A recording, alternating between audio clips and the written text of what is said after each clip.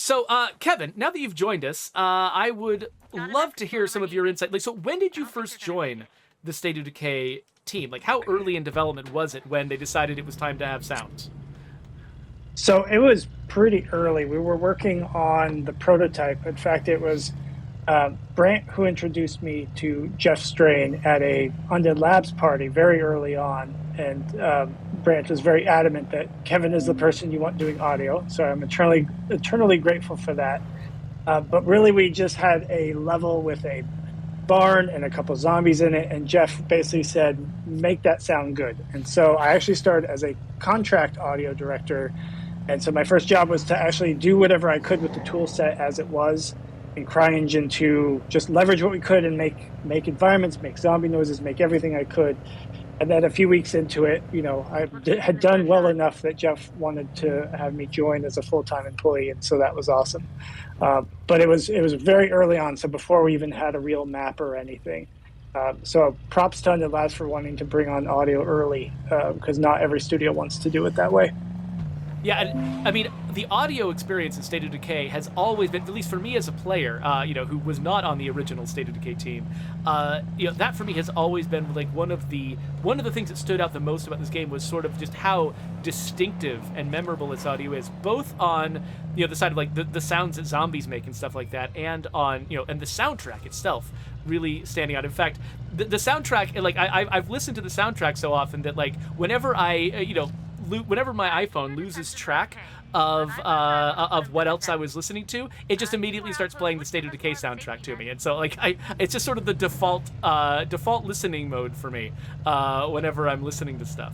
So I'm curious, like let's start out actually before we get to the soundtrack. Let's start talking about sort of the distinctive audio of the zombies. I mean, I feel like players of State of Decay and State of Decay 2 have like really strong emotional associations with the sounds that the freaks make. And I'm wondering, like, could you tell us a little bit about sort of where you started? Because when you began, there was no sound for a screamer, there was no sound for a feral, and you had to come up with that stuff from scratch. I want to know, like, what your thought process was, like how you approached them.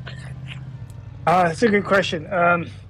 Well, for the zombies in general, I spent a lot of time looking at different media, including films, TV shows, video games, like kind of looking at what zombie noises has been to date, as we were starting, and then kind of reverse engineered the different approaches different films and games would take. And I noticed that a lot of people would do, some would do like digital processing to them, some would incorporate a lot of animal sounds, some were only animal sounds. I'm like, in Dawn of the Dead, there's literally like a lynx that is a zombie, and for a kid, like, so there's a huge range of approaches one can take to this. And so really wanted it to be always human formed, based on the human like what we are capable of, not animals per se, but tried to make each thing unique, especially the freaks. So Screamer was, I think, the most alien, the most foreign, because we wanted, Jeff Strain was really like, he's like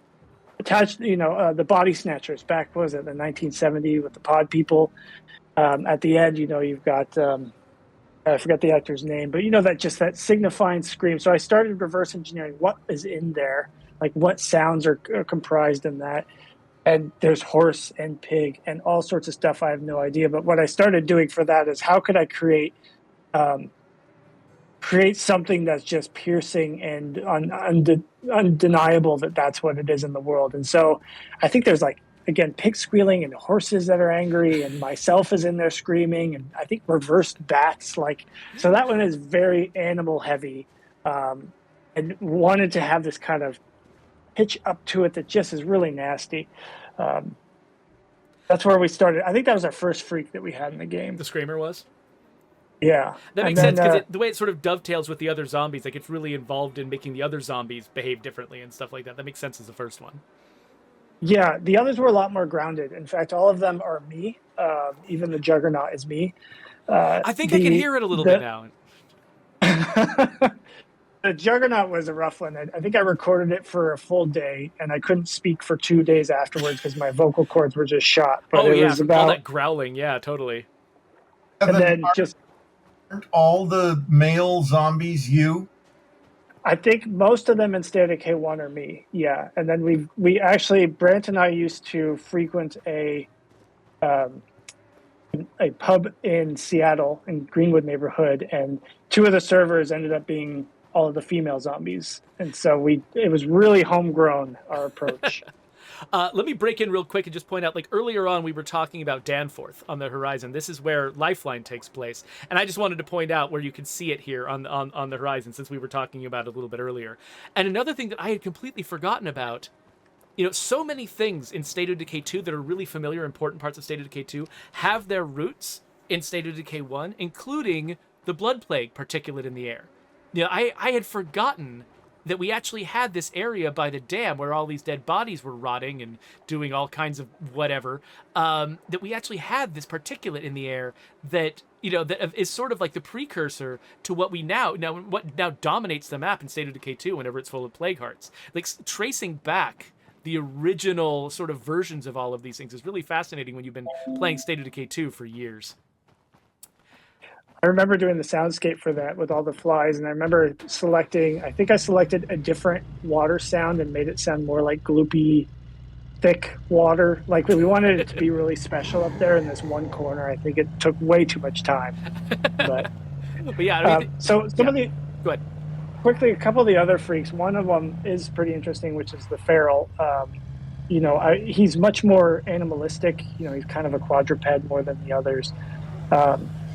And so I wanted it to still sound human, but be different. And so what I ended up doing for that one was, I think I ended up picking like a bunch of panther sounds, but then I would emote and perform alongside of panther and like try to then merge those two. I got this idea from actually,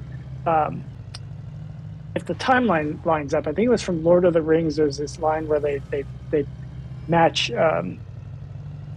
two characters together. Is that in the second movie? I'm not sure. When there's like two hobbits have passed forth yesterday between Saruman and...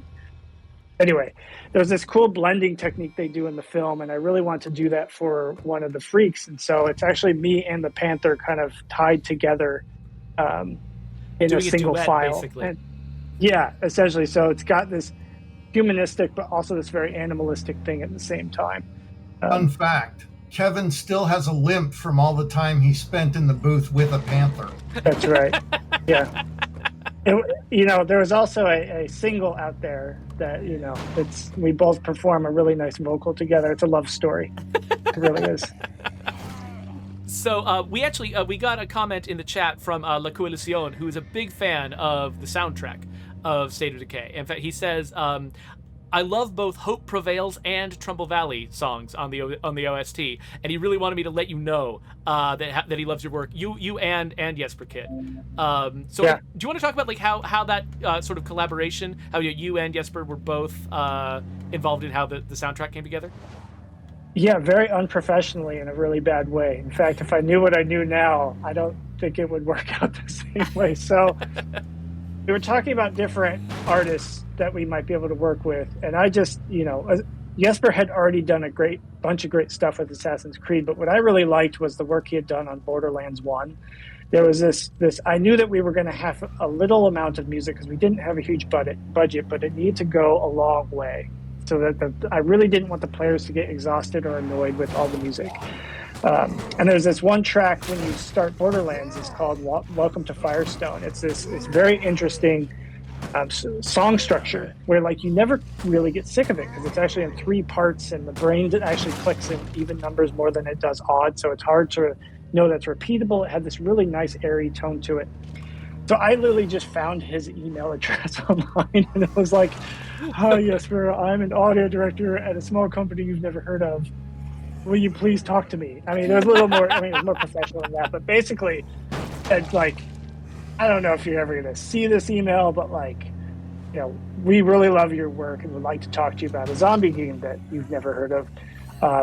And so he actually emailed me back and we got to talking about it and talked about our goals for the game and the goals for the IP. And he became really, there's that feral. There goes that feral.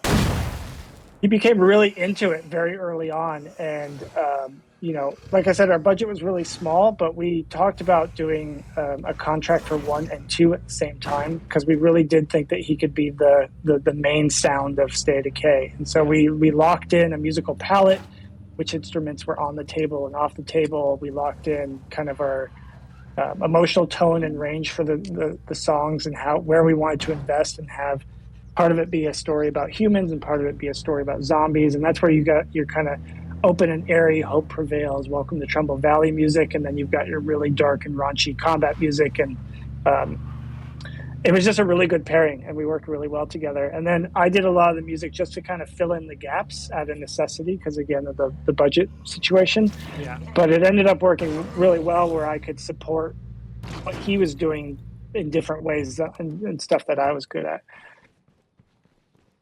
I mean, it definitely, sounds. I mean, you can definitely sort of tell when when you're playing State of Decay, when somebody is playing the soundtrack. It's got this very sort of distinctive vibe to it, where it feels there's sort of a kind of a naturalistic sort of feel to it. Like I always feel like it's the kind of music that somebody might play around a campfire, if they're just surviving on the frontier somewhere. But it's not just that. There's something a little bit more to it that just sort of makes it really stand out to me. And I don't have the because I'm not an audio person, I'm not a music person, I don't have the vocabulary to explain what I'm liking about it, but I really like it, so there you go. One of the words we used was nostalgia. I mean, it's of a time lost, and it's so fresh. It's like a fresh wound. This is just days into the apocalypse, and this is something where we took SOD2, where it's months in, and we changed that tone a bit. But melancholy and nostalgia were big words for us. And then I think this goes into the art approach as well, but Faded Americana was something that we defined for music and how the visuals and the music could go hand in hand. So we tried to be able to tell that story in the same way that you do with the amount of decay and debris and loss and emptiness you have here. Yeah, so I wanted to highlight the Ferris Wheel because I think that when we were talking about sort of like references to zombie movies and stuff like that, Dave called out the fact that we've got these fairgrounds here. And so I wanted to make sure that ended up on the camera at some point. By the way, I should acknowledge that our giveaway of that T-shirt has had a few technical hiccups, so I think that our moderators are trying to make it work. So sorry, everybody, for the fact that it's going a little bit inconveniently right now. Geoffrey, do me a favor and don't go any closer to the Ferris wheel. It's maybe the lowest poly Ferris wheel in any game ever made. Yeah, there is a pretty fancified version of it in State of Decay 2, so maybe we should spend a little bit more time around that one. So not my greatest art moment. So did you actually build that Ferris wheel? Yes, I built the Ferris wheel. Working with fewer polys, working with the older school technology, that is a skill, and I think it's something that people should be proud of. It's like, it sucks to go back 10 years and look at something that you made with older constraints, lower budgets, like older technology, and compared to what you could make today, it does feel pretty limited. But I mean, I think if people sort of put on their little Wayback Machine in their brain and remember what video games looked like 10 years ago, this game really stood out, especially coming for me as a player. Coming to this game that I knew came from a small team, with a really low budget, not a lot of people, not a lot of time. This really shocked me what it was capable of. As a player, I just this is an open world game. Like, that is not an easy thing, especially back then for an Xbox Live Arcade game to do. What? We had to be really creative with our choices and reuse a lot of stuff. But I wanted to ask Dave, what when you get a dramatic change from like this biome, even crossing the river into Fairfield, what was your approach? Like, what kinds of things would you do to change the biome in a game that really didn't allow you a lot of like prop choices? Well, yeah, that was like all of it's kind of hand done. And so you can see over there on the right, like the rock formations are very different. So it has the vertical basalt rock, and then you change the vegetation to have a different collection of trees and stuff. And yeah, like it was just you just sort of hand painted a whole different feel with different ground textures and different rock formations and the different vegetation, and boom, there you go. So okay. And then, of course, adding all the wind turbines in the back, that was the other iconic Oh, Eastern yeah. Washington field. Yeah, when we So- first, when we started working on Meager Valley in State of Decay 2, this was sort of the thing that I called out as like, let's do Meager Valley and let's have this be one of the main things that players see in the background. There's these giant wind turbines, because I know like from the times that I've driven around in Eastern Washington, like that's one of the things that sort of like when you encounter a bunch of these, there's sort of, I don't know, something about just the slow turning of the whatever, what do you call those, the blades? It just it sort of gives kind of a weird slow paced rhythm to the experience of being there. That's just sort of different from anywhere else. Yeah, it was actually, I think the wind turbine was literally one of the first props we made in the engine. Like, it was just to get it in, to have it look good at scale, to have it animating, to see if we can make it all work. Like, that was, I think, yeah, one of the very first things I did was those turbines. Okay. Yeah, like they're nice. Like, they're just the way they slowly move. It's like wind blowing through the trees. Like, it's just having that little bit of motion in the background adds just this life that you didn't know was there. Yeah, So, it's a like sense of life, but it's not like frenetic, fast-paced, moving life. It's a languid, relaxed sort of life that sort of makes you feel like, I want to be, sitting on my back porch on a chaise lounge looking at this, Yep. I mean, it's important to know. I'm glad Kevin's here because it wasn't just art, right? To do a change in biomes, for instance, Kevin would go and like introduce a whole new series of sounds. Kevin, you can elaborate more, but I mean, it was a concerted effort, and it certainly wouldn't have been as successful without some great people on both sides. Yeah, I mean, everything needs to fit together. I remember, you were talking about, Geoffrey, about kind of the visual tech available. I mean, audio, same thing, especially on a title, Xbox Live. I remember I think I only was allowed 12 megs of RAM for all of the audio, which is incredibly small. I mean, if you think about State of Decay 2 was more about like 400 megs of RAM. So the environments would be, I think, quadraphonic sound. So it could be in surround sound, and we had 4 or 5 times of day. So for every area you could be in. And this doesn't count all the little sounds like crickets and birds and all things, but just like the background tones that we could play for each unique area. And I tried to make it as specific and unique as possible. The need to transition seamlessly no matter what time of day you were. And if you sat in a field all day, everything should change to match the environment and everything. Like, it wasn't like procedurally accurate like we want to be, in the next game around, like, if you see wind, you hear wind, but tried to find the most representative version we could. So, like, if someone was sitting there, you would feel like you were in that field or in that town. And so she did a lot of sound sharing, did a lot of, like, using here for there, even though it wasn't technically correct, and slowing stuff down and speeding stuff up. All the tools that we could trick the engine into doing more with less.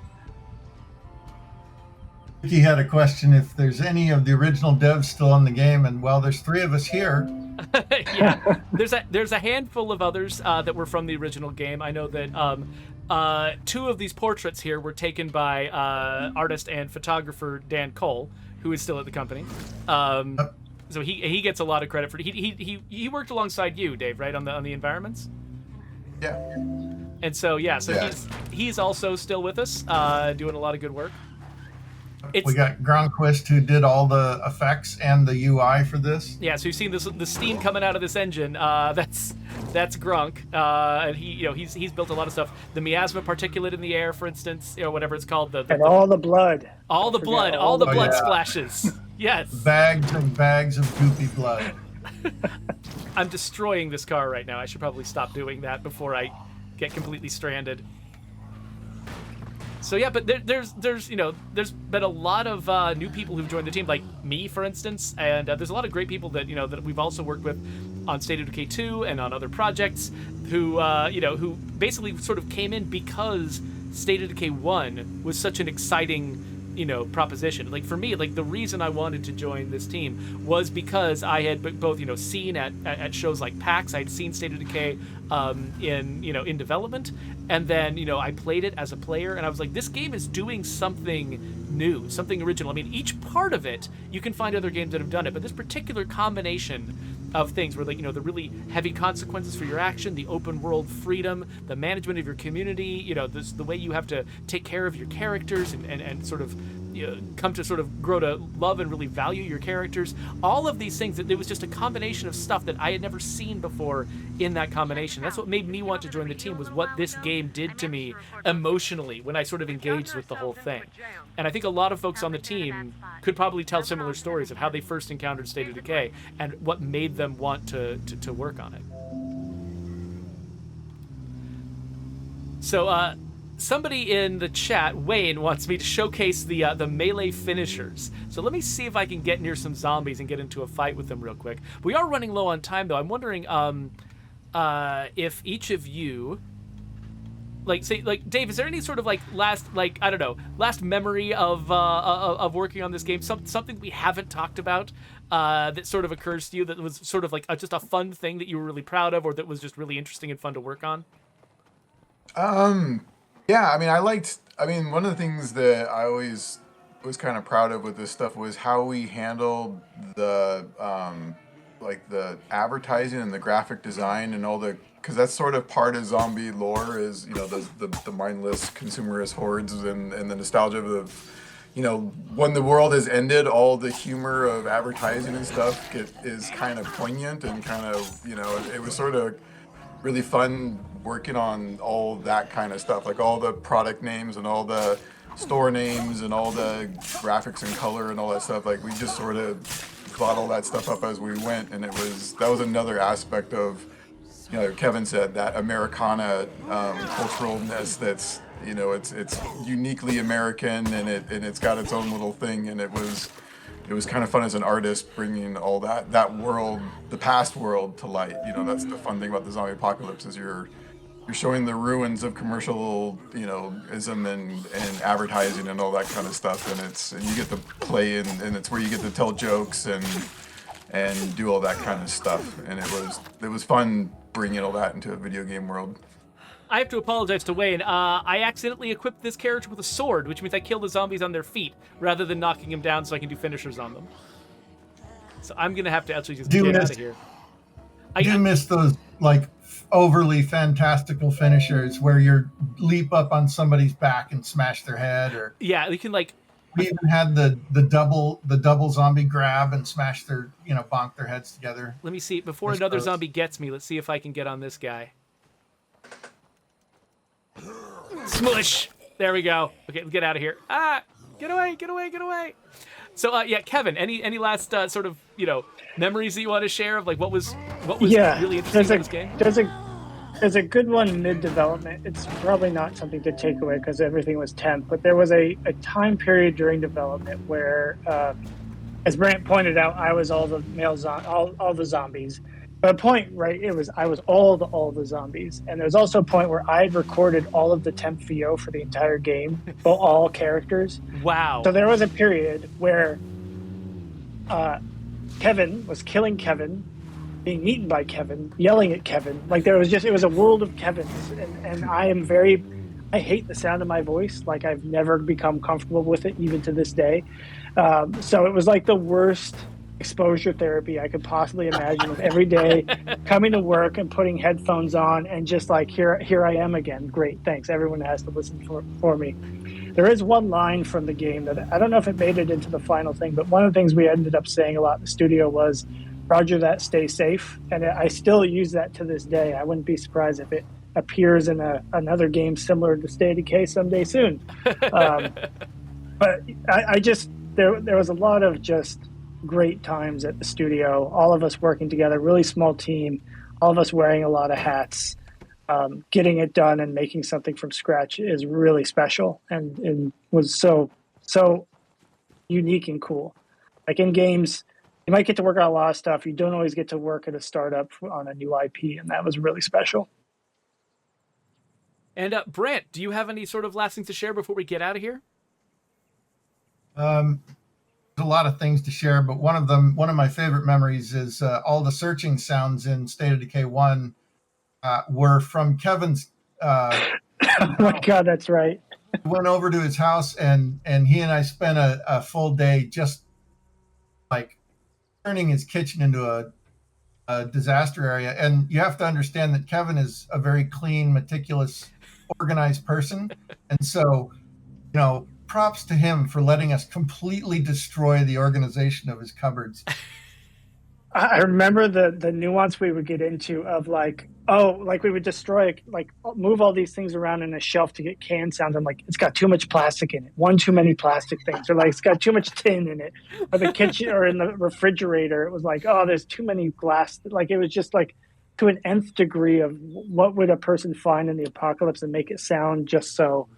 It was ridiculous. And all of that attention to detail that you all did, I mean, that's like, it's one of those things where as a player, you're not thinking about it consciously all the time, but something about the world just feels more real and feels more, it connects with you emotionally because of all those subtleties and all those things that you got right.